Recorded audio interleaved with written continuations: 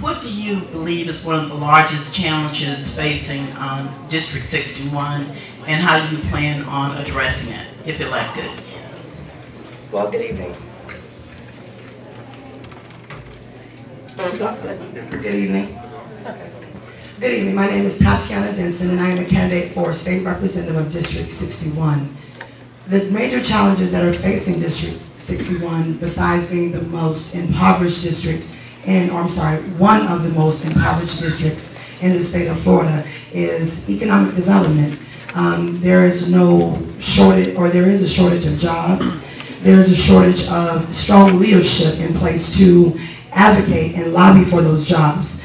I just would like to say that a state representative is someone that should be a strong voice in Tallahassee for the district.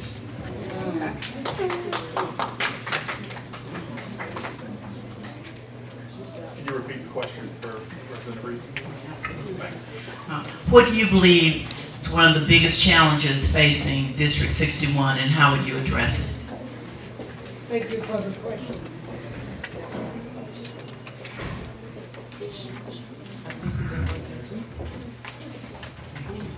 Thank you for the question. I believe the greatest challenge that's facing District 61 now is partially economic development. Partially there is, and that's a problem all over the United States. It's not just in District 61 where we're facing the challenges for jobs, housing, and health care.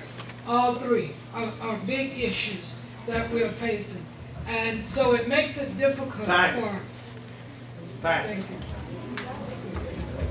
This question is for Ms. Denson, and I'm asking as a senior citizen, since I understand that you've been talking about the generation change in your previous forum.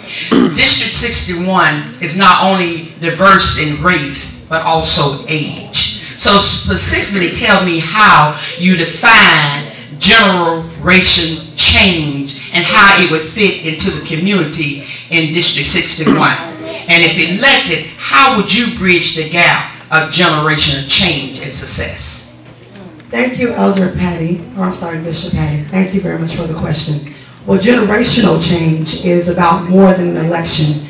Everyone is anticipating the outcome of this election. However, generational change is where we should be able to implement policies that will affect our children and our grandchildren for generations to come. The economic impact should be felt generationally, so that's what generational change is about for me. It's about more than an election. That's why I said I'm running to inspire generational change.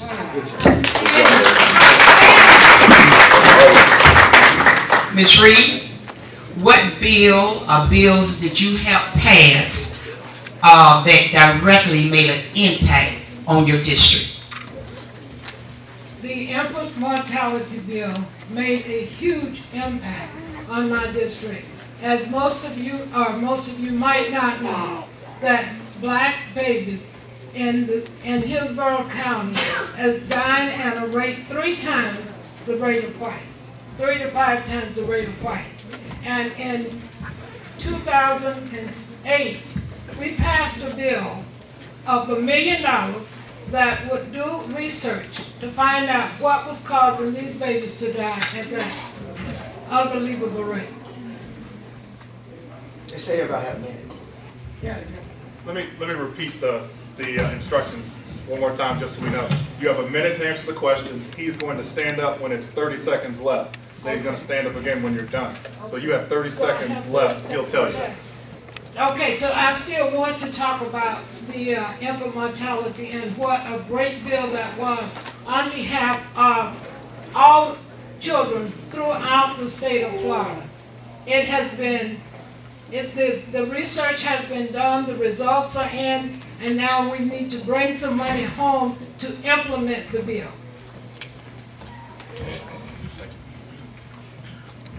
This is my last question, which is relevant to most politicians.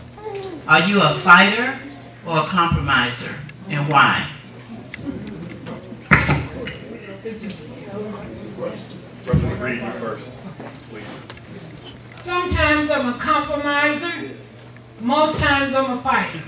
I'm a fighter for the rights of the state of Florida, for the children, for the adults, for the sick, for the disabled, and everybody knows that I am there to support the disability, the ones who cannot take care of themselves. So if you want to know whether I fight or whether I compromise all the time, it takes a little bit of all of it to get through Tallahassee.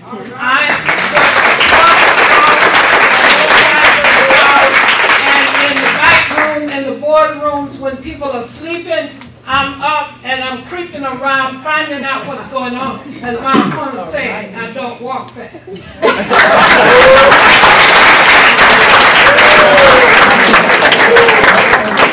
Can you repeat your question for us? Ms. Lintel, are you a fighter or a compromiser, and why? Okay. I'm a fighter because I'm challenging a 6-year incumbent. That goes without saying. I also would like to finish up on the last question. The way that I would bridge the generational gap is how I'm doing it right now.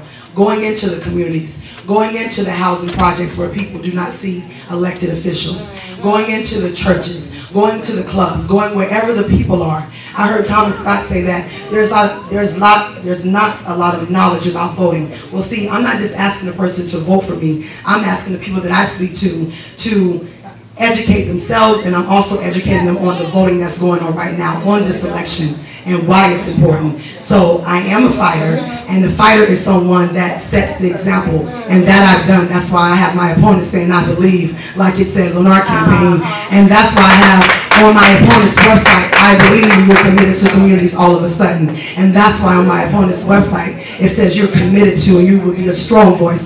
Since when? Services Director, I am the state representative.